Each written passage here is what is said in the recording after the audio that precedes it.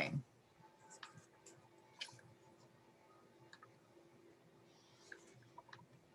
we on record?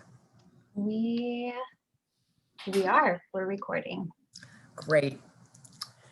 So achieving healthy aging, there are a lot of components to it, and we're going to go over a number of them tonight.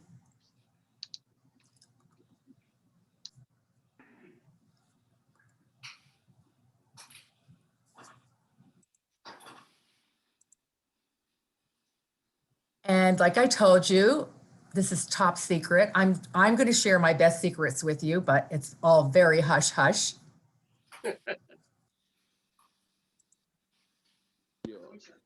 What have we learned about aging? Okay.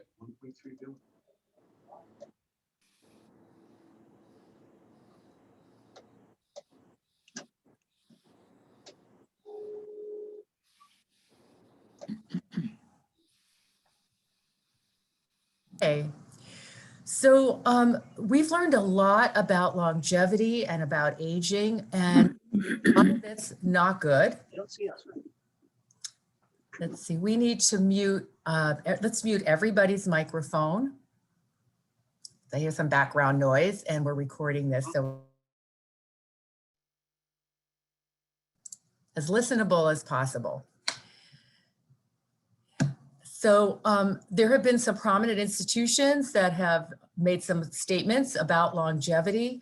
One of them is the Department of Medicine at the University of Mississippi that said that population studies have shown that we've increased the length of life, but we have made no progress in decreasing the length of disability at the end of life, which means that we live a long time, but many of those years for a lot of people, 15, 20, 25 years, are spent in a state of considerable disability. And so we've increased our lifespan and we're delaying death, but we're not necessarily prolonging life. And so what we're talking about is not just how long can we live, but how vibrantly and happily can we live as many years as possible. So Americans especially, we're living longer, but not necessarily healthier. And when we think of aging, we think of a picture like this. We think of somebody in a hospital gown, in a hospital, wrinkled skin, thin skin, loss of muscle mass, maybe not having memory and cognition where it should be, mood problems, heart disease. So when we say aging in America, this is unfortunately a lot of what comes to mind. And so I want to talk to you about a new paradigm and new trend in medicine. And that's what our functional medicine is all about, is not waiting until people get symptoms. By the time people have symptoms, a lot has gone wrong in the background. Conventional medicine waits for diseases to happen and then tries to fix it, usually with a pharmaceutical. Diabetes is a really good example of it. We in functional medicine have very strict criteria for where we think your blood sugar should be for optimal health. In conventional medicine, a lot that doesn't happen. I mean, I hear this from patients, so I'm not making it up. Where somebody comes in and says, yeah, they said something about me being pre-diabetic, but not to worry, just wait a while and we'll recheck. Well, when somebody tells you you're pre-diabetic, that's your opportunity to turn it around before there's damage. And if you wait and let the person do whatever they're doing and then go, oops, now you're diabetic, now we have to give you medication, you've lost some of the things that you could do. You've lost some of your advantage. And I can tell you, as a former OBGYN, when not much else worked, we just took it out. We did surgery. We did hysterectomies. We took ovaries out. And I tried really hard not to do that. But unfortunately, I didn't have another paradigm for practicing. And a lot, it was if periods weren't going well, or you had premenstrual symptoms, or you were perimenopausal and your periods were causing you problems, it was birth control pills. And if that didn't work, remove it. So what we try to do in functional medicine is really preventing disease. And we know that our bodies have a great deal of wisdom about how to stay healthy. We need to help it along, and we need to listen to our bodies. And so we are about restoring health and restoring function, not waiting till things break down and then trying to do something drastic to correct it. So, you know, we've had a real paradigm shift, and I've said some of this already. So pharmaceuticals, which is mainly what's used in conventional medicine. I mean, how many of you go to your regular doctor and they say, I have a nutrition plan for you and I want you to do some stress reduction? Some people, but it's a rare doctor that does that. And the thing about pharmaceuticals is they're foreign to our bodies, and they're designed to influence a very narrow pathway. So they are very focused and very strong. And it's a benefit if you are in a life-threatening situation. You want something focused and strong. But Viagra is a really good example. You know, Viagra was developed as a blood pressure medication. And then it was found out that men got erections on it. So then it was turned into an erection medication. And the same pathway that helps the blood vessels open up and helps men's sexual function also resides in the retina. And so some men who use Viagra, along with taking the little blue pill, have blue vision. And that's because it targets this very focused pathway, the phosphodiesterase enzyme pathway. And it happens to be in your blood vessels, but also in the back of your eye. And so you end up with a lot of unwanted side effects when you have a very focused pharmaceutical agent. I learned a lot when I got into functional medicine, and even before, seeing Chinese medicine practitioners, because Chinese herbs never just focus on one thing. You know, the yin and the yang, they have multiple effects. And as a result, number one, they're more effective. And number two, very few side effects. So when you have products that are more broad and have numerous types of effects, you don't end up with a lot of side effects. So a lot in functional medicine, we're using natural products. The hormones that we use, we call bioidentical, which a lot of doctors say that's just like a marketing term. It doesn't mean anything. It does mean something. It means they are the same things that your body makes. Your body recognizes them. It's not something foreign, and it doesn't create all these side effects that happen when you put something foreign into your body. So they have many effects, not just a single focused effect, and the side effects are minimal. And the same thing is true for peptides. They have lots of effects. They are actually derived from our own bodies, and I'll tell you about the different peptides and how they were derived. And as a result, they have very few side effects. And this new paradigm, it has a number of titles it goes through. And when I first got into this field, I called what we did anti-aging medicine. We were using hormones to slow down the aging process. And then it got to be more than hormones, working on the gastrointestinal tract and autoimmune disorders and heavy metal toxicities and other toxicities to restore the body's healthy function. And so we more call it functional medicine. And, you know, I named our Center for Restorative Medicine because we really are trying to restore your healthy function.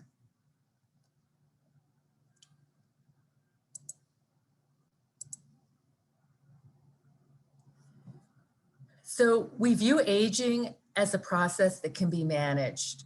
You know, so many times I hear from patients, you know, what do you expect at your age? This is what happens. You're going to have to live with it. And really, aging is a process. It's a physiologic process. There are reasons for it, and there are good reasons to try to slow that process down. And we'll talk about some of that.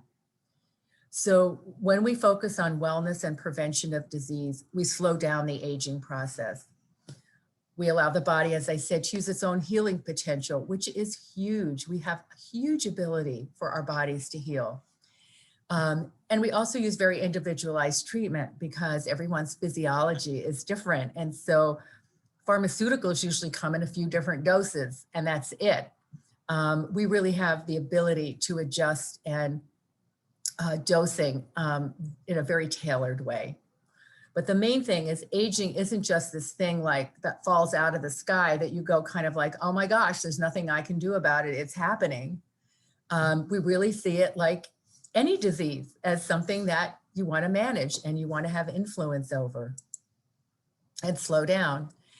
And the other thing is really the conventional view of medicine is you're called healthy if you don't have any identifiable diseases. Like you might not feel that good, but you don't have high blood pressure, you don't have diabetes, you don't have heart disease, you're exhausted all the time, your moods are terrible, but you're considered healthy because you don't have an identifiable disease.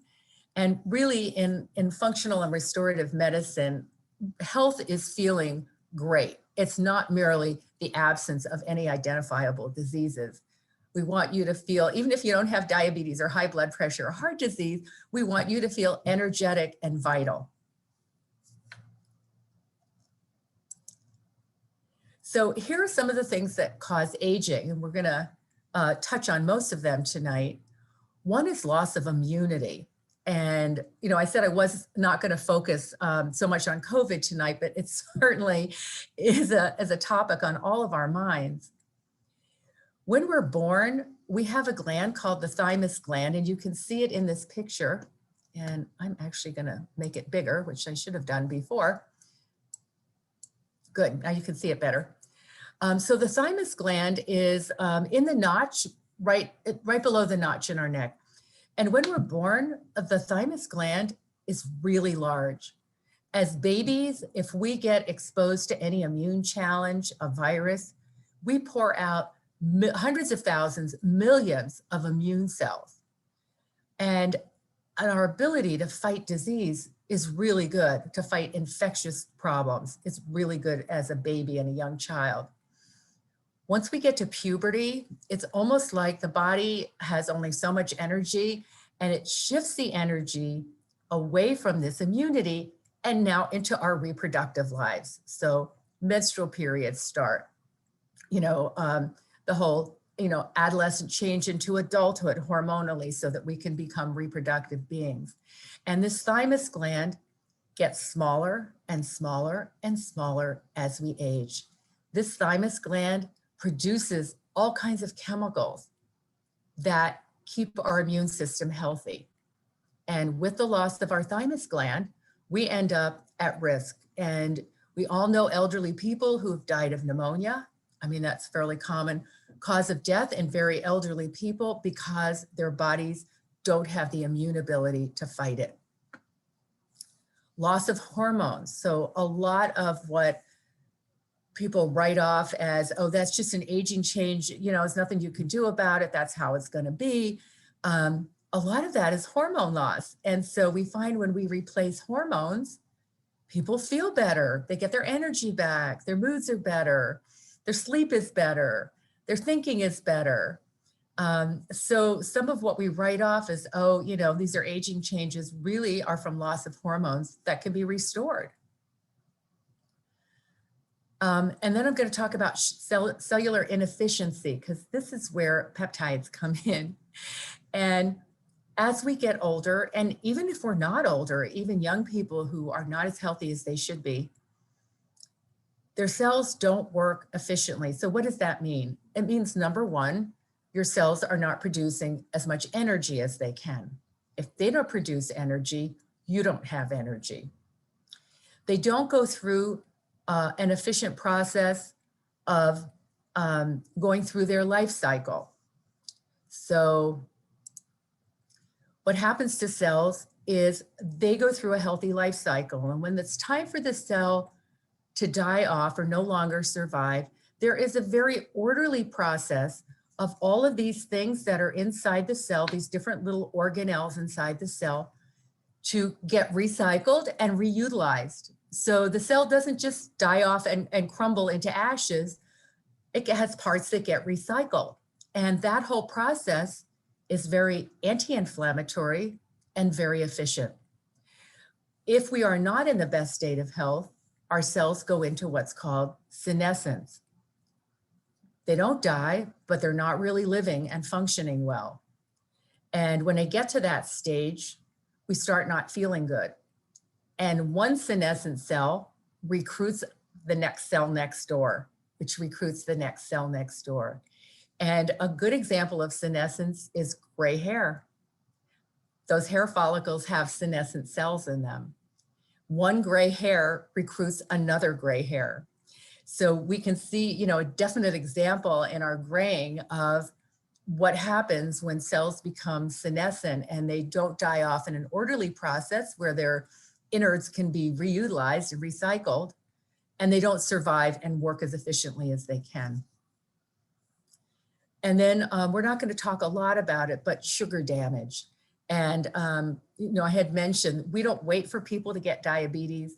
We are really always looking at blood sugars and wanting them to be very tightly controlled so that you don't have damage to the lining of your blood vessels, damage to your brain, damage to your kidneys, and all the things that happen when blood sugars are high. So this is a really important part of slowing the aging process. People know they're getting older, but you don't feel these aging changes. You don't say, oh gosh, I don't feel so good today. I think my cells are inefficient. I've been eating a lot of sugar. I think my blood vessel linings aren't as healthy as they should be. You don't know that, which is the reason why we test and evaluate. But what you do know is the way you feel. Fatigue is the biggest thing that people get in touch with us about, or hot flashes, or can't sleep, or moody, irritable, bitchy, not so nice at home, yelling at the kids, feeling guilty and bad about that, but not really being in control of it. Not remembering things, making lists all the time, being embarrassed in a social situation because you didn't remember somebody's name or somebody's face. And a situation that can be really significant for couples is decreased interest in sex. And it is, a reason why relationships fall apart. And it's a shame because there's a lot that can be done about it. I had one of my patients, actually before I even got into restorative medicine, I was doing testing of testosterone in women for libido. We had a study going when I was in my gynecology practice. And this, I talked to this woman who didn't qualify for the study. And I said, the bad news is you don't qualify for the study. The good news is we can go ahead and just give you testosterone because it's not blinded. You don't have to be in maybe the group that got it or maybe the group that didn't. And she went on testosterone and she said, if I had known this 5 years ago, my marriage would not have ended. I wish I had had access to this kind of information. So I know marriages and relationships and people are embarrassed to talk about it, but your sex life can be a very important part of your relationship. And when it doesn't go well, it can really put extreme stress on the relationship. And there's so much that we can do about it. How else does aging affect you? You start getting aches and pains. You gain weight. You're not as resilient. You can't work out as hard. You can't do as many things in a day. You kind of poop out at the end of the day and you used to be able to, keep going till 10 o'clock at night. Getting sick more often. So this is where the immunity part comes in, along with slower healing. So the loss of that healthy immunity means that you don't heal as quickly. You don't get over illnesses as quickly. And then of course, the issue of memory problems, which I already mentioned. So here are the golden keys, peptides and hormones. And first we'll talk about hormones. So hormones and peptides are signaling molecules. They tell our cells and our bodies what to do. There are various classes. So steroids are one class of hormones. Things like the sex hormones, estrogen, testosterone, progesterone, are in the steroid class of hormones. So are the adrenal hormones, cortisol. And people get a little nervous when you talk about steroids because we've all heard about steroid abuse and roid rage. Steroids are a chemical structure, and we use bioidentical hormones, which have the same chemical structure as the hormones our own body made. A lot of the steroids that are used in the bodybuilding world are synthetic versions of steroids, and there can be quite a few side effects with those. So I think that word steroids has gotten a bad rap because of what we've heard about roid rage and some of the really severe effects from synthetic steroids. There's another class called peptides, and peptides have been used for a long time. So insulin has been around since the 1920s. Insulin is a peptide. Everybody's heard of insulin. Diabetics are on insulin because their pancreas can no longer make insulin. Melatonin is a peptide. We use a lot of melatonin, both for sleep, and it turns out it's important for pain relief, and it's important for immunity. So melatonin has been on the list of supplements if you get COVID to really increase your dose of melatonin. It has great immune effects. And human growth hormone, and we're going to talk about human growth hormone and some of its offshoots. Human growth hormone also has gotten a bad rap because people associate it with like cancer growth or, again, the bodybuilding world. And really, human growth hormone should be called, instead of being called HGH, it should be called HHH, human healing hormone. It's very healing. It only gets released when we're in really deep sleep. And what happens with aging is our periods of very deep sleep get shorter and shorter. So we are making less and less growth hormone.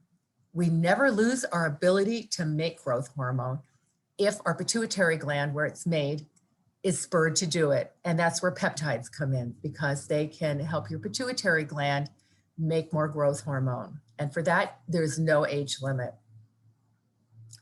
There are the amino acid derivatives like adrenaline. And adrenaline is something that gets released from one of our glands, the adrenal glands, when we're under stress. And it has its good points, but when we're stressed on a chronic basis, we pour out a lot of adrenaline. It raises our blood pressure, it raises our pulse. It impacts our immunity in a bad way. It increases our risk for cardiovascular disease and cancer. So keeping adrenaline normalized and keeping stress at a minimum, or ways to address stress so that we don't get the physiologic reaction to stress, is paramount in healthy aging. And then there are the signaling molecules called eicosanoids, like prostaglandins. And prostaglandins are notorious for example, producing pain during menstrual periods. That's due to a particular prostaglandin. It's can be an inflammatory chemical. Things like Advil and Aleve and naproxen are anti-prostaglandin medications. So they work on the prostaglandin system, and that's how they relieve pain. So this is an example of some different classes of signaling molecules, just to orient you to the whole variety of things we're going to talk about. Hormones and peptides, like I said, are naturally occurring. Our body recognizes them. Many hormones decline with age. Peptides decline with age. The ones that come from the thymus gland, that are natural ones that our thymus gland makes, declines with age because our thymus gland shrinks and shrinks with age. Many of our hormones decline with stress. The one exception is cortisol, which increases, declines with age, I'm sorry. Most of our hormones decline with age. Cortisol increases with age. And cortisol is responsible for putting weight around our middle, for having our blood sugar regulation be less well handled as we age. So That's the one place where one hormone goes up and it's not a good thing. Hormones and peptides decline with toxin exposures, and we get exposed to so many toxins in our daily life. The air we breathe, the water we drink, the things we put on our bodies, the pesticides and herbicides in our food, all of these work against our signaling molecules. And hormones decline with lack of sleep. So I mentioned human growth hormone that declines as we age because we don't get as much deep sleep. If you're young and you short yourself on sleep, you're going to lose out on growth hormone also. So getting sleep is really important to healthy functioning, important to our hormones. So what about pharmaceuticals? And I talked quite a bit about this before. They're not naturally occurring. Our bodies don't recognize them.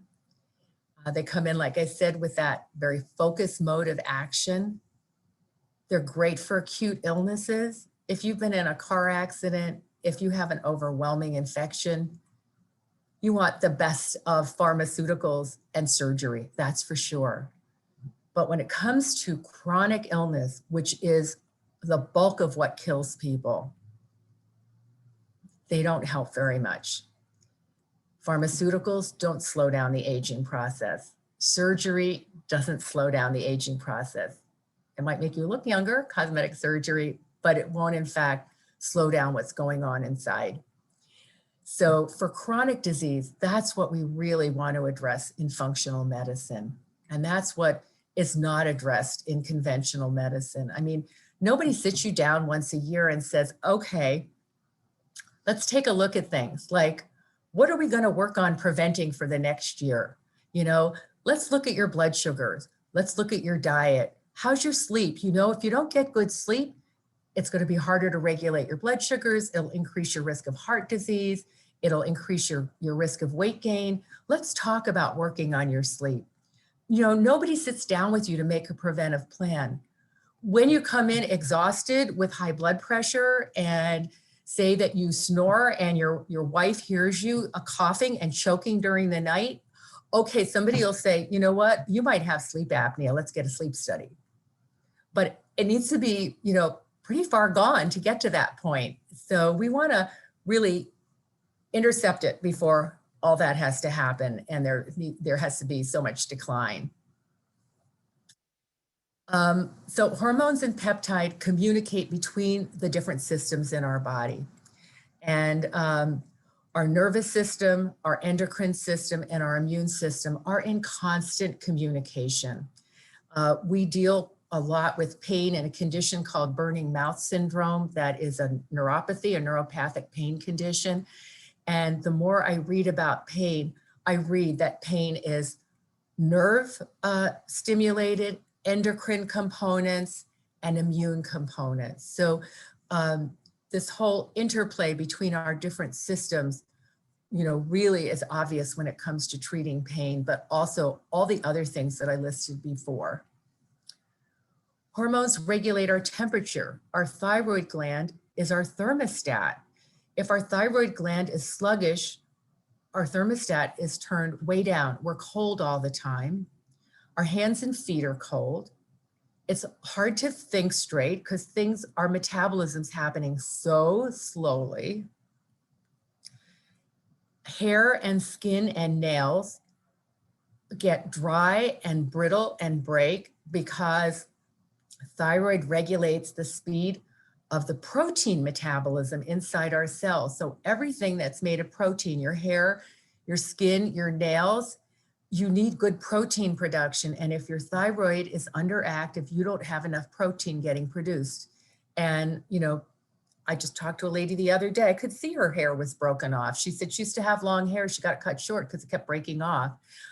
We haven't tested her yet, but I'm sure her thyroid is going to show low. And peptides, like I said, regulate cellular efficiency, which as it turns out is probably one of the very most important things in terms of how we age. I like to say hormones are the great commanders. They affect brain function. Hormones are actually made in the brain. Hormones are made in our reproductive glands, so testosterone is made in the testicles in men, and estrogen, progesterone, and testosterone is made in women's ovaries.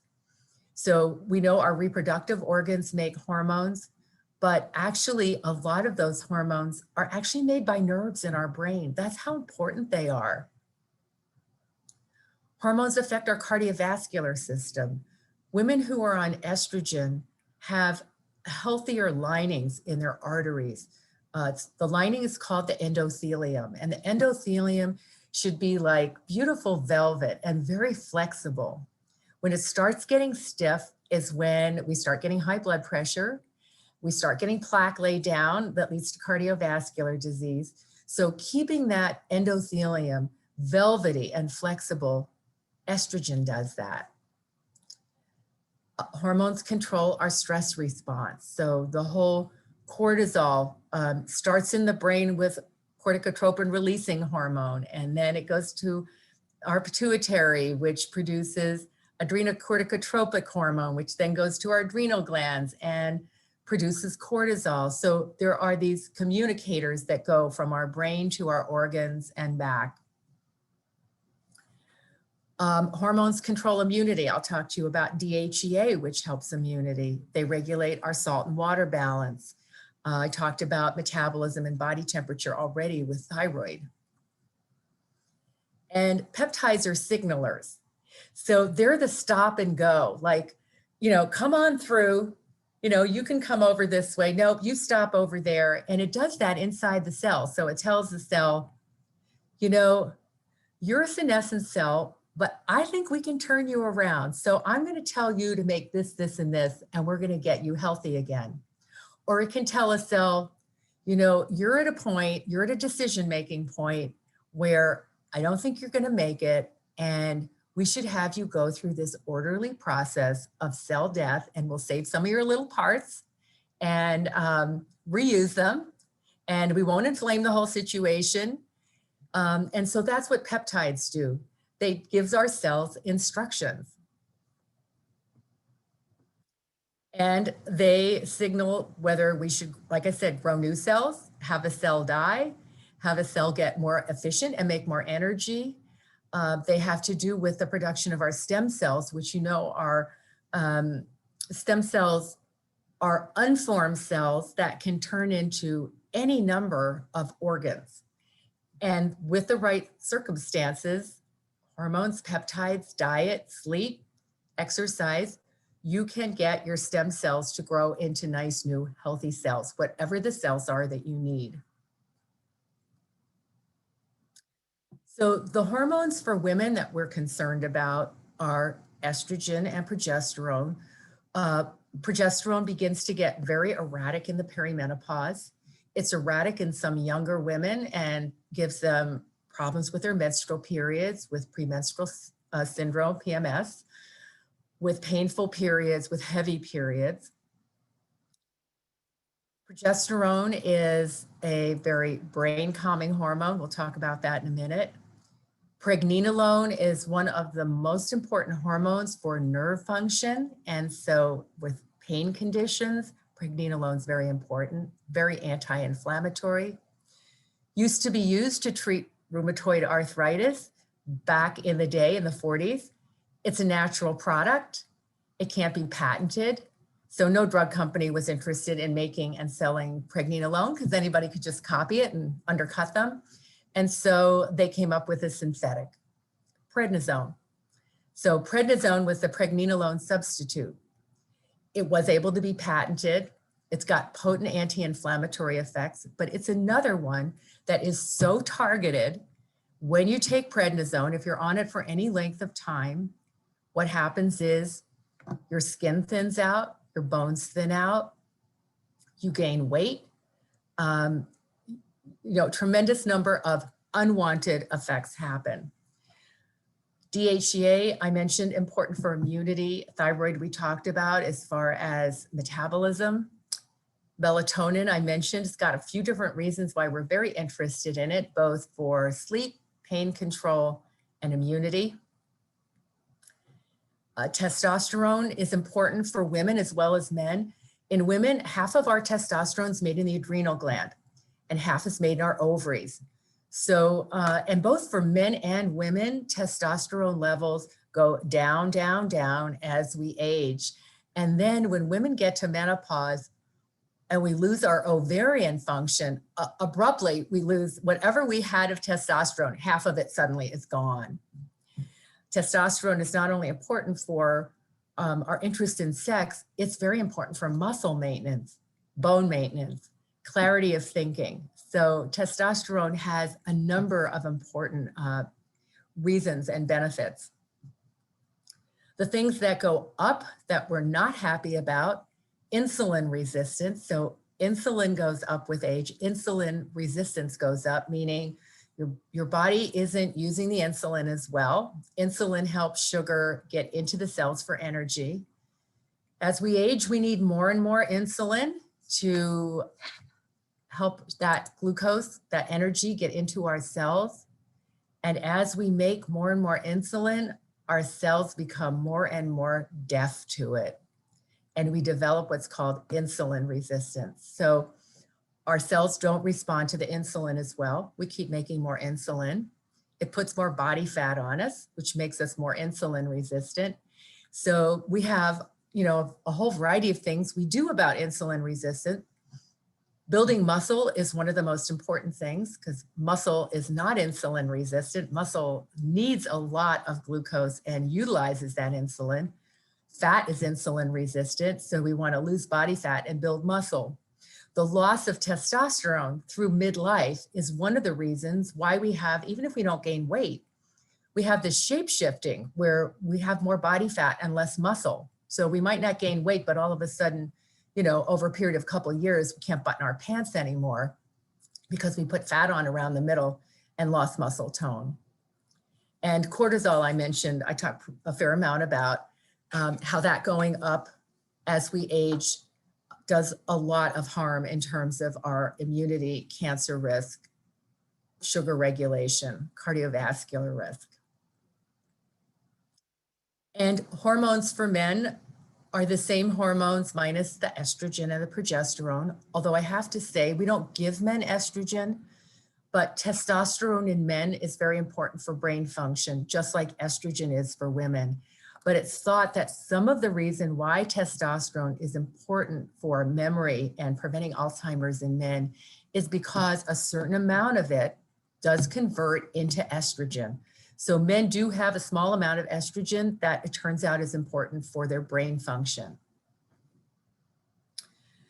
For some men, estrogen levels get increased, and that is not a good thing. So you need a little bit, but not too much. What increases estrogen? Well, estrogen gets converted, made from testosterone in body fat, among other places. So men with a big gut, that big pot of fat in front of them, the beer belly, it's an estrogen manufacturing company. So men with a big pot belly tend to have high estrogen levels because so much testosterone is getting converted into estrogen in their body fat. And that's not a good thing. And then men undergo insulin resistance also for the same reasons: increased body fat, decreased muscle. Like I mentioned, bioidentical hormones is not a marketing ploy. It's not a marketing term. They are really biologically identical to what we have in our body. They're derived from plant sources. So a lot of the bioidentical hormones we use come from yams. And this is a picture of yam leaves. Yams have a chemical steroid structure in them that forms the foundation of the chemical manufacture of bioidentical hormones. So that steroid structure is extracted from yams, and then it forms the basis of all the variety of hormones. And in a lab, there, on the steroid ring structure, various side groups are placed that make the difference as to whether it's testosterone, progesterone, or estrogen. We find very few side effects if they're taken properly. Estrogen in women relieves a lot of symptoms, and somebody did send in a question beforehand, and I love it when you guys do that. Somebody said, what do I think of estradiol vaginal cream for vaginal dryness? And I say, yay, because vaginal dryness, number one, is really uncomfortable. It often leads to painful sex. Then you don't want to have sex. Then your relationship starts getting impacted. And those tissues around the vaginal opening are very dependent on estrogen to stay healthy. And when we lose our estrogen at menopause, we lose a wonderful blood supply that keeps the tissues plump and elastic and producing moisture. They shrivel up and thin out and get incredibly painful and dry. So estrogen used in the vaginal area works great as a treatment for vaginal dryness and painful sex. Estrogen relieves hot flashes. And, you know, people joke a lot about hot flashes in women, you know, waving fans and stuff like that. Hot flashes are not a joke. Women who have hot flashes have increased risk of breast cancer. Hot flashes are a sign of brain inflammation in the temperature regulation center of your brain. So it means there's brain inflammation going on. They are disruptive of sleep. And when your sleep gets disrupted, so much of your health is impacted. So it's no joke if hot flashes and night sweats are waking you up. Estrogen maintains our bones and skin and hair. And there have actually been studies done where plastic surgeons were asked to look at pictures of women and guess their age. And the women who use estrogen routinely had their ages guessed at significantly younger by a few years by the plastic surgeons, because the same thing that estrogen does to those thinned out, dried out vaginal linings, it does to the skin on your face and elsewhere in your body. And it supports the blood vessels and circulation underneath the top layer of your skin called the dermis. It cuts down wrinkles because you have better oxygenation and blood flow. So, you know, there are cosmetic reasons, which I don't think are the top reasons, but just as a side benefit of being on estrogen, your skin is better. Estrogen has been associated with decrease in depression. Estrogen itself is important to how your brain feels, and estrogen also supports a very important brain chemical or neurotransmitter called serotonin. And when we're low in serotonin, or when we lose the estrogen support for our serotonin, we can end up with depression. And as I mentioned before, estrogen decreases cardiovascular disease risk and dementia risk. And studies show anywhere from 50 to 75% reduction in Alzheimer's disease in women who are on estrogen. And that, for me, is one of the biggest arguments for taking estrogen. Progesterone, I mentioned before, it's a natural diuretic, so it helps with fluid retention. For women who have PMS, it dramatically reduces those premenstrual symptoms. And it's a natural tranquilizer. We call it nature's Valium, but it's not addictive. So progesterone helps sleep, it helps anxiety, it helps mental focus, all the things that happen when we can calm the brain. DHEA stands for dehydroepiandrosterone. It's really a long chemical name. But DHEA helps to boost the immune system. And so many of our patients have said once they got on our program, they got their vitamin D levels in the right range. They got put on DHEA. They had way less sickness, way fewer colds and flus. Of course, this was long before COVID. And I must say, we've had a number of patients who have gotten COVID. None of them have ended up in the hospital. And I really feel like it's because we focus so much on vitamin D levels, which have been shown in numerous studies to be an important part of decreasing the severity of COVID. DHEA counteracts the stress effects of cortisol. So it makes us more resilient. And DHEA has also actually been used for treatment of depression, actually in quite high doses, but has been successful in treating people who didn't respond to antidepressants or other treatment. Testosterone increases bone density. As I said, it improves thinking skills, improves sex drive, increases muscle, and studies done in women show that women who are on testosterone just have this general overall improved feeling of well-being in a way that they can't really be specific about. We talked about thyroid. Thyroid increases your energy and metabolism, which means it helps you feel more energetic. It helps your brain work better. It lowers cholesterol. One of the reasons why we have creeping cholesterol with age is because our thyroid function is going down. Our thyroid hormones are decreasing. And it turns out that thyroid helps to escort our LDL, low density lipoprotein, part of our cholesterol. Thyroid hormone helps to get it out of our bodies. And if our thyroid levels are declining with age, we don't remove the LDL cholesterol. It builds up, our numbers get higher, and added on to the other cholesterol components, our total cholesterol goes up. So we have seen people's cholesterol nicely treated with addressing thyroid. And I talked about the importance of thyroid and protein manufacture for your skin, hair, and nails. So I want to just give you some patient success stories because it's nice to know all this theory, but it's also nice to know what happens to real people. So the names have been changed, but these are real stories that I put together. Mary is a 53-year-old woman, and she was married to a very successful doctor who was skeptical about anti-aging medicine.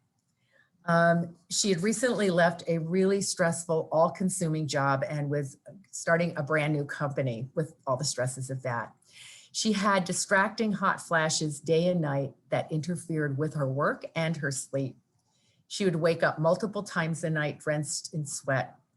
She was 20 pounds heavier in the past year and 30 to 40 pounds over her ideal weight and had been unable to lose weight even though she worked out vigorously and worked out with a trainer most days each week.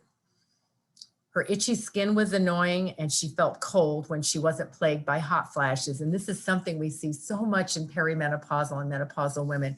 Your lack of estrogen is giving you hot flashes. So all of a sudden you're burning up, but your low thyroid keeps you cold all the time. So you're either too cold or too hot and not in the happy medium, which happens once you start getting treated in our hormone program. She described herself as lethargic and loopy, finding herself distractible and having difficulty completing tasks. This affected her ability to move forward with developing her new company. She had achy joints, which made it hard to exercise. Her low libido had been going on for 6 months and along with everything else was causing marital and relationship problems. She spent a lot of money trying to resolve her problems, but was told that her lab work looked normal, but she didn't feel normal. And one of the things she said is that her other doctors just shrugged off her problems as not significant. Women get written off a lot. So men get written off some, but not as much as women. So her goals were to achieve healthy weight, to stop sweating, to increase her physical strength, movement, and stamina, to get her new company up and running, and to achieve some work-life balance. Her goal was to feel better in 6 months, and at the end of 12 months, feel like herself again. And this is something I hear when people come to see us. Between the weight gain and the mood changes and the low energy, I so often hear, I just don't feel like myself. I think my husband doesn't recognize me anymore. I'm not the woman he married because we've undergone these changes that are hormonal. So we started her on a full restoration program, all the hormones that I showed you on the slide. She also participated in a weight loss program, and she pretty quickly lost 13 pounds and had her hot flashes resolved. By the end of a couple of months, her sleep and energy had improved dramatically. After 6 weeks, her hot flashes were gone, although she still felt somewhat warm. Her joint and muscle aches were decreased and her flexibility was improved. The DHEA and pregnenolone are wonderful anti-inflammatories, and so they help a lot with joint pain. Her memory felt better, and she reached her goal of feeling better at 6 months. And by a year after starting her program, she said she felt like her old self. Good energy, hot flashes, completely resolved, her marriage on a better footing, her new company moving forward, and her husband lost his skepticism about it. And then there was another patient, Millie. She was 61 years old when she came to see us. And she was looking for healthcare that didn't involve a prescription. I mean, she did get some prescriptions from us because estrogen and progesterone and testosterone are prescription medications, but she just didn't want a pharmaceutical thrown at her. She found us in an online search, and her goals were to increase her energy, lose weight, and achieve a sense of balance in life. She wanted to be more active, and she said, right now, everything just takes so much effort. She had some memory loss and brain fog since the death of her son many years earlier. She was somebody who got embarrassed about it in social situations, understandably. She had lost her drive and ambition with the deaths of her mother and a close friend. So we know that grief and loss is a tremendous stress on our bodies. It's an emotional stress, but it's also a physical stress. And she lacked the initiative to exercise. She knew she should, but she just didn't have the initiative to do it. And she said her hands and feet were cold all the time, which is one of the cardinal signs of low thyroid. So we started her on a full hormone restoration program, and we gave her adrenal support. So we had tested her cortisol level. What happens when you get really stressed, when you've been through multiple losses, is your cortisol for a while is super high, and then it goes low. And when it goes low, you become fatigued, exhausted in a way that's difficult to recruit from. So we were able to give her, there's herbal adrenal support. There are adrenal glandulars to help give you some of the cortisol that your body is no longer making till your own adrenals can get jump started. It only took 6 weeks and she had more energy. She felt more alert when she woke up in the morning. She had more drive, and she started doing water exercise 3 days a week. In another month, she had minimal joint pain and noticed her strength was increased. She'd been working out, swimming. Her depression resolved when she started hormones. She was less fatigued. Her memory and concentration were improved, although she still had some brain fog, but she said she felt really well. Shortly after that, her ambition and drive were increased. Her brain fog was gone. Her clothes fit better. Her energy was better. Then she started gardening and doing other things. In addition to swimming, she told me her husband said, God bless those hormones. And by 6 months of treatment, she said she felt really good and was out dancing with her husband a night each week. So that was back in the days when we went out dancing, and hopefully they'll come again soon. So I just wanted to let you know some of the things that can happen with hormone restoration, things that it can address. So let's talk about peptides now. And my staff at the office is wonderful. And for my birthday, they got me this t-shirt. It's one of my favorite t-shirts ever. It says, ask me about peptides, which I'm always happy to talk about. They're the newer treatment mode at the Sklar Center. I went to a peptide course. It was actually almost exactly a year ago. I needed to take continuing education courses. We're required to take 50 hours a year in order to maintain our licenses. And so I was looking around for a course, and I didn't want to travel too far. And this course was in Palos Verdes at a hotel. And I was like, you know, I've heard about peptides. I don't know much about them. I've heard pluses and minuses, like, why don't I go find out? So I went to this 4-day peptide course. It was intense. It started at 7 in the morning and it went till like 6 at night. So I was like immersed in peptides for 11 hours a day for 4 days in a row. And it was an incredible eye opener.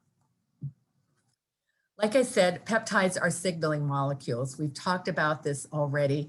And one of the most important things, though, is that our body recognizes them because they come from our body. So one of the most important peptides that we've ended up using, and I actually didn't give you an example of it, is called body protection complex. It has been a miracle for people with gastrointestinal problems. It's not a pharmaceutical. We make it in our bodies. It's in our gastric juice. It's an extract of our own gastric juice, but we don't make enough of it to keep our gut in healthy shape.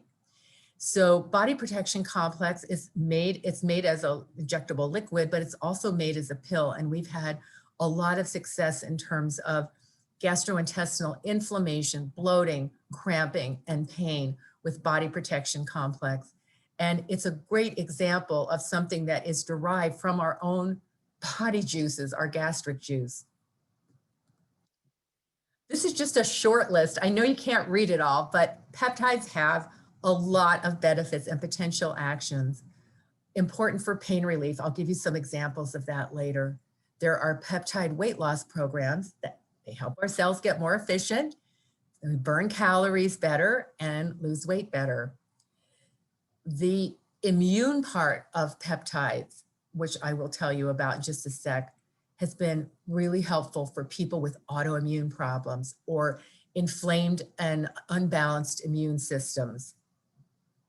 Relief for dry eyes, stabilization and possible reversal of chronic kidney disease, relief of anxiety, improvement of heart function, faster repair of injuries. So body protection complex, BPC, doesn't just help your gut feel better.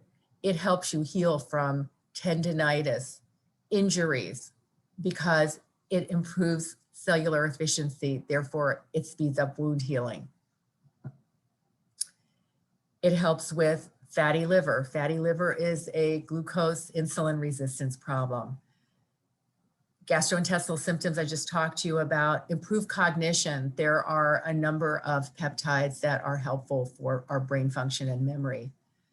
Improved energy and stamina. I'm going to give you an example of a growth hormone stimulating peptide that is great for stamina and energy. There are ones for sleep, and irritable bowel syndrome and ulcerative colitis are part of the bowel problems that we have seen help with peptides. So thymosin alpha-1 is one that we use really commonly. This is a picture again of the thymus gland. Thymosin alpha-1 is actually a derivative from a fraction of ground up thymus. That's how it was originally derived. It's now made it's now made in a lab, so we don't derive it from thymus glands. It's made through recombinant DNA, but it is the same thing that our thymus glands produce or once produced in greater amounts. That is so helpful for our immunity. It makes if we're older, it makes our immune system like we're somebody much, much younger.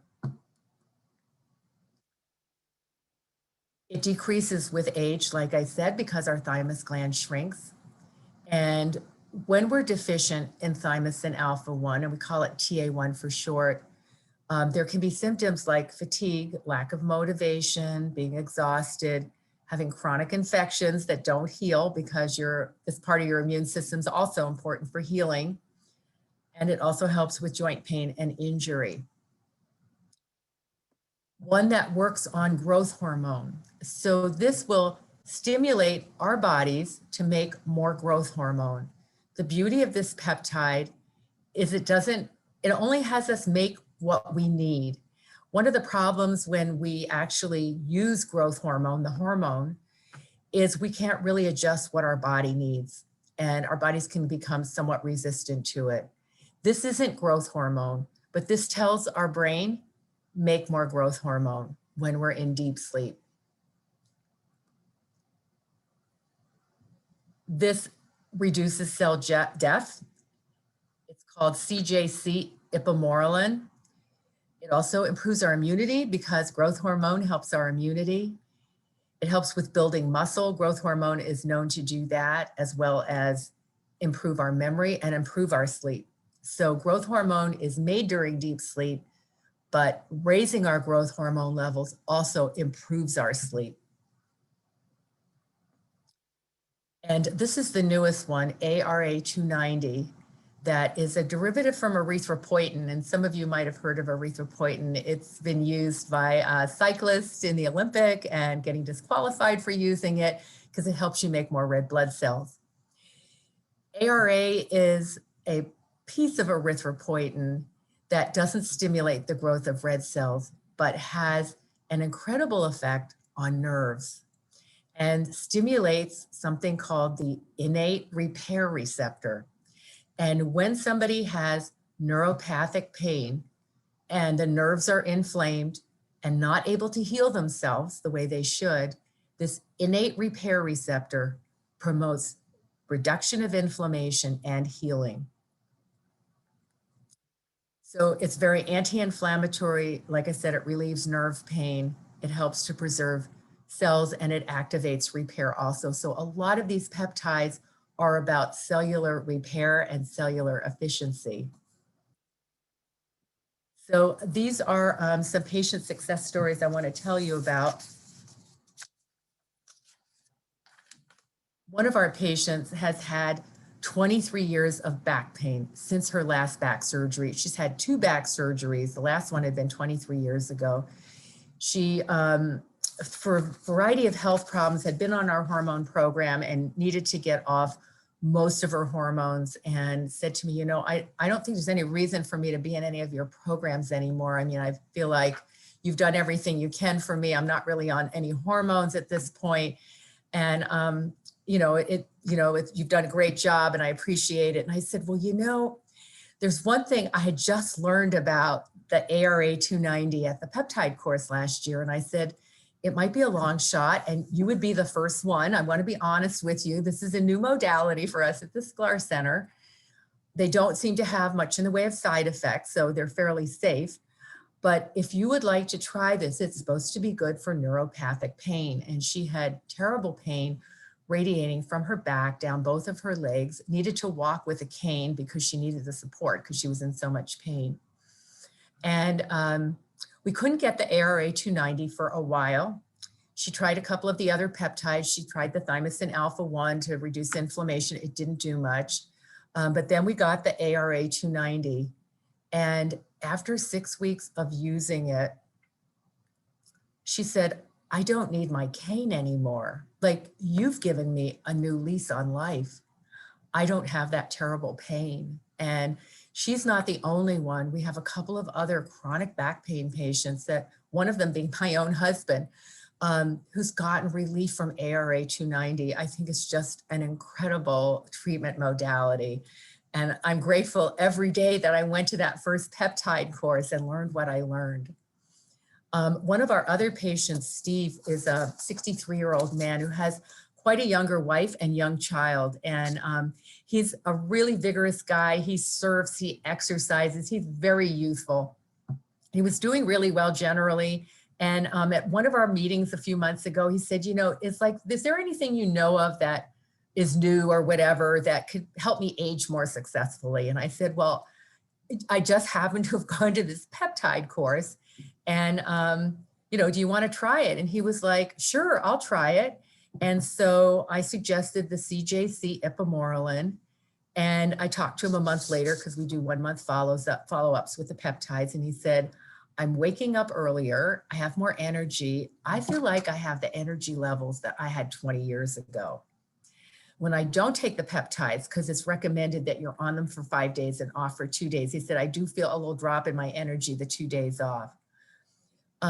He said he used to use human growth hormone. And he said he feels kind of like that, but that this was more low key. He just overall felt better, did not feel like he was on a big roller coaster from it. He noticed that his muscle soreness after exercise was decreased. His sleep was better. And he also didn't feel like he takes a lot of supplements to help energy and brain function and all of that. And he said, I just haven't needed them as much. I think my body's functioning better. And then the last case is one of our patients who developed rheumatoid arthritis in the last couple of years and has had some really terrible pain flares and a lot of fatigue. And we see that with autoimmune disorders, lots of fatigue. She's a fantastic person who adopted 2 children, a brother and a sister, and has raised them and dealt with their problems that from the home they came from. And And this rheumatoid arthritis was really impacting her life and taking her down. And so I talked to her about using the thymosin alpha-1, which helps to rebalance the immune system in a way that decreases autoimmunity, improves your ability to fight infections like viral infections. And she said, I talked to her after about a month, and she said, you know, I feel this shift, like I'm not wiped out at 7 at night and feeling like I need to get in bed. You know, I just kind of feel better, more resilient, a little more energy.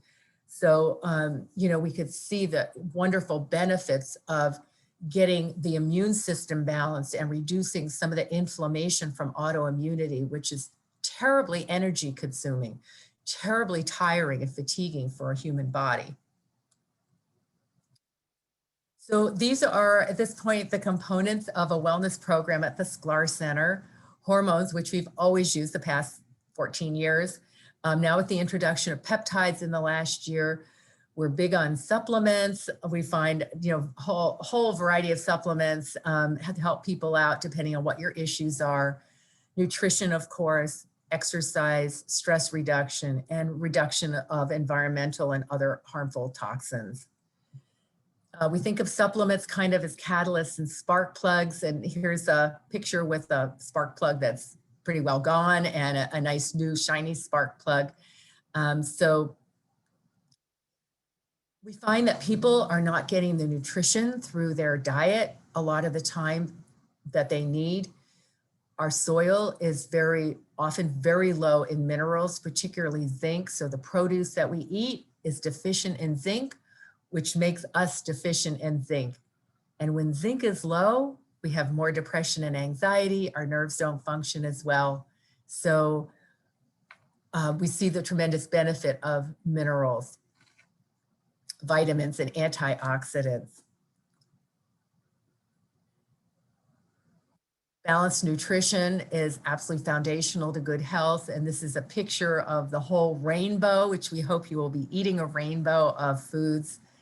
Low glycemic index, which means low sugar and not inflammatory foods. Inflammatory foods are refined carbohydrates and things containing sugar. And for some people, certain vegetables are inflammatory. Physical activity, it builds muscle, which makes you less insulin resistant and burns more calories. Activity improves your mood, reduces the chance of illness, increases blood flow to the brain, and improves your cognition, and helps to control appetite.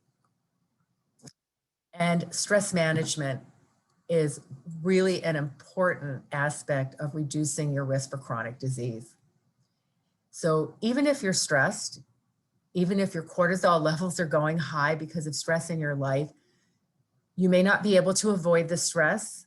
It may be life situations, caring for somebody who's ill, a really stressful job you can't leave, worrying about the pandemic, but you can do things that will lower your cortisol level. So meditation lowers your cortisol level. Yoga lowers your cortisol level.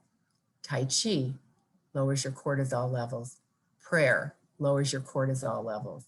So you can have all of that going on all day, raising your cortisol levels, but you can carve out 10 minutes a day, 15 minutes a day to get those cortisol levels down. And that will reduce your risk of chronic illnesses. It will help you with weight control. It will help your sleep. It will help your immunity. Stress starts the whole immune process going. I just listened to a lecture this afternoon. I was taking a little walk out at the beach. It's the second time I listened to it. I want to know all I can about stress in the immune system because stress creates a perpetuating inflammatory loop. And this is a good slide. I know it's kind of busy, but it really sums up things, how the environment affects your genetics.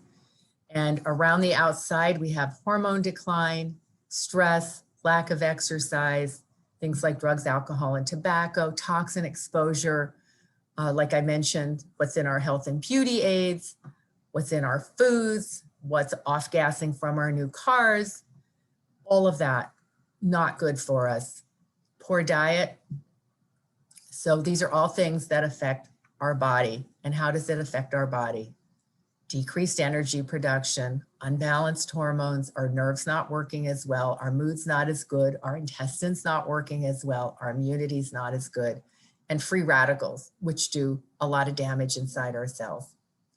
So this is kind of a nice summary slide of all the things we talked about, and hormones and peptides work on this whole section in here. So the keys to success: you need a correct diagnosis of what's going on. I talk to people all the time who tell me their doctors say their thyroid's fine, they did testing, nothing's wrong, and yet they have every thyroid symptom in the book. They're cold all the time. Their hands and feet are cold. Their hair is breaking. Their nails are breaking. Their skin is dry and flaky. They can't think straight. They're gaining weight and they have no energy and constipated. Like, I've had people come in like that and be told your thyroid tests are normal, there's nothing we can do. And so, we have to really look further.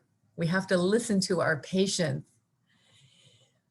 So making a diagnosis, getting the right medications, hormones, peptides, and supplements. We do lab work to determine and optimize hormone levels and evaluate risk for disease in terms of inflammation and blood sugar. We sometimes do tests to measure your toxin levels, to see how you are metabolizing. We have a lot of wonderful tests at our disposal. A correct diet, an appropriate exercise program, and a stress management component. So a wellness program can benefit people at any age, young or old. We've had a spate of young college students coming in to see us. Stress, mineral imbalances, hormonal upset, a whole variety of things. So it's not just for people who are older. I mean, this is affecting teenagers as well. And remember, just because you're getting older doesn't mean you have to feel older. So I think everyone deserves to benefit from the most advanced medical thinking and practice available today. And we have a lot of it at the Sklar Center. So that's the end of the formal part of the talk. I'm going to leave this slide up. If you text us, if you're interested in getting a copy of the slideshow, we can provide it for you. If you would like to be on our email list and you're not on our list right now, text list and along with your name and email.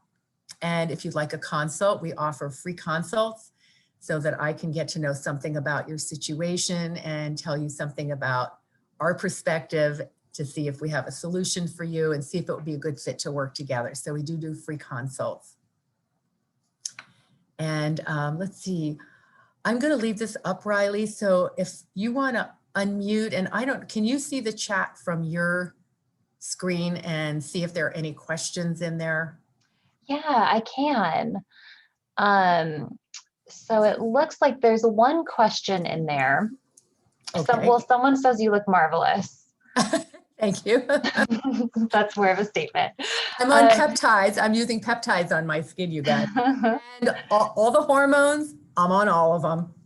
All right. So people are starting to put a few questions in here, but the first one said, I have heard that too much estrogen can lead to breast cancer. Is that true? Right. So I didn't really address it tonight because we had so much other stuff to talk about, but this is a really important question. So the connection between estrogen and breast cancer. Some breast cancers have what are called estrogen receptors on them. It guides the type of treatment that's done for that breast cancer. It does not mean that estrogen caused the breast cancer. So what's the connection between the hormones that are used to relieve menopause symptoms and breast cancer? There was a study, it came out almost 20 years ago now, called the Women's Health Initiative. And they used Premarin for the estrogen hormone. And if anybody knows about Premarin, the name Premarin comes from pregnant mares, horses, female horses, pregnant mares' urine. So they collect the urine from pregnant female horses and extract some estrogens because pregnant humans and pregnant mares make a whole ton of estrogen. The problem is the horse's estrogen is different from human estrogens. And they extracted it and rolled it all up into a little pill. And older women like myself all know about the purple football. Premarin was a football shaped pill, and it was kind of a dark maroon, and people just called it the purple football. And when you take estrogen by mouth, it goes down through your digestive tract into your stomach, into your intestine, and it gets processed through the liver, where it gets stimulated, your liver gets stimulated by the estrogen to make clotting factors. So you make extra clotting factors, which makes your blood extra clottable. And this had led to not breast cancer, but some of the heart attacks and strokes that we heard about from the Women's Health Initiative in women who were put on estrogen that you take by mouth. So the first rule is we never give estrogen by mouth because we don't want you to have more clottable blood. That's not healthy. The second thing that happened in the Women's Health Initiative is they used a synthetic progesterone called Provera. The generic name is medroxyprogesterone acetate. It's another one of those situations where they couldn't patent progesterone, so somebody could steal it out from under them. So they made a synthetic, medroxyprogesterone acetate. And it turns out the women that took Premarin plus the Provera had a 30% higher incidence of breast cancer. When they looked at women who were only on Premarin, they'd had a hysterectomy, and the thinking was, well, if you had a hysterectomy, you didn't really need the Provera, all you needed was the estrogen. The women on estrogen, even the purple football, did not have increased breast cancer. As a matter of fact, they had slightly decreased breast cancer compared to women that had never been on any hormones. So a lot of the knowledge about hormones and breast cancer stems back from that Women's Health Initiative, which has been widely publicized, widely misinterpreted, and widely misunderstood. So how you give hormones is important. That estrogen and testosterone be given as a transdermal. It's a gel or a cream or a patch, not by mouth. And progesterone has to be bioidentical, natural progesterone. And when that's used, there is no increased risk of breast cancer. What really causes breast cancer? Environmental toxins that act like estrogens in our bodies. So things like PCBs that are in plastic, BPA, PCBs, I'm sorry, or pesticides, BPA, bisphenol A, that's in plastics. Those act like funny estrogens in our body. And those probably are really some of the main causes of breast cancer, not our own natural estrogen, not bioidentical estrogen that we take by mouth, but toxins from the environment that have some estrogen-like action in our bodies. So natural estrogen is not a stimulant to breast cancer. Natural progesterone puts the brakes on estrogen so that the combination really does not stimulate the breast to develop a breast cancer. That's a long-winded answer. Mm-hmm. The next question is about peptides. Sure. So it says, do you need to be on peptides for the rest of your life? So it depends on why you're using them. And a lot we're just finding out. For example, the ARA 290, we're cycling 6 weeks on, 6 weeks off. We're trying to figure out, do our patients do better if they take it continuously? Does your pain come back when you go off of it? Does your pain not come back for 6 weeks and we're going to go for longer to see if it eventually does? Or is it really fixing something for a good long time? So with the ARA 290, we don't know right now. We have one patient who's doing it continuously because she feels so good. She doesn't want to take any chances their pain's going to come back. We have some patients that are taking breaks and using it intermittently. The CJC ipamorelin is something that your body is not going to make more growth hormone on its own. It's going to decline as you age. And that is something that if you're feeling really good on it, you may want to stay on it long term.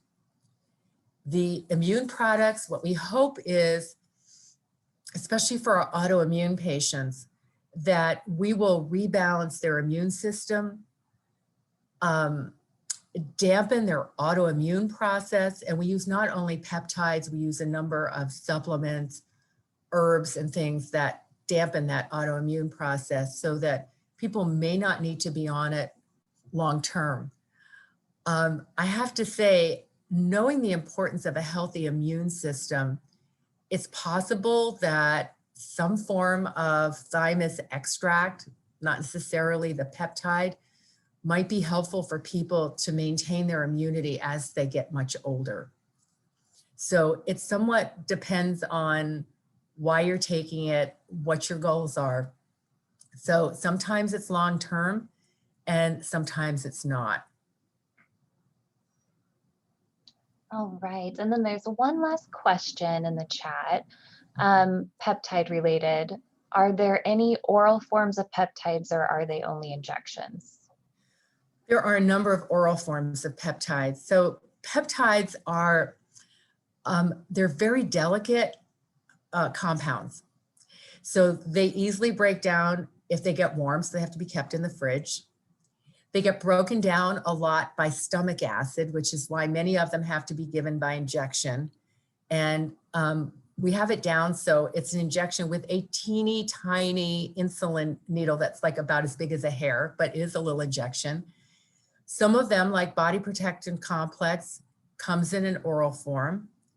There are other ones that come in an oral form as well, but so far the most common ones that we've used, like the TA1, there's another thymus one that we use called TB4. They are injections, and the CJC ipamorelin is an injection. So right now, the technology is not there to mostly have, mostly their injections, not so often oral compounds. Any other questions? Someone just put one more question in there. Sure. Does fasting create peptides? Oh, that's such a good question, because fasting does so many great things. I don't know that fasting creates peptides. I will have to look that up. Thank you. But fasting certainly does a lot of the things that peptides do, which is to create cellular efficiency, to get those senescent cells to either, get moving or break down in an orderly fashion. So fasting definitely has similar effects to what peptides do. I don't know if those actions occur via some naturally occurring peptides or not. So I'll get your name from Riley, whoever it is, and try to get back to you about it. But that's a great question. All right, and that looks like that's all the questions for now in the chat. Great. Well, good. Well, we've had a great crowd tonight, and I really appreciate all of you attending. It's been a great turnout.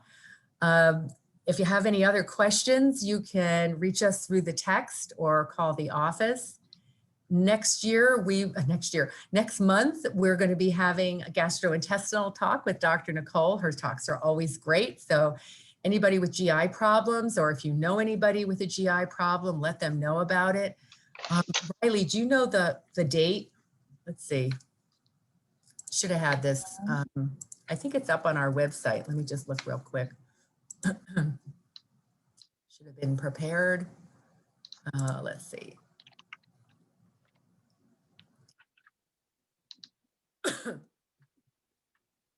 Oh no, it's not on the website. I am not sure myself.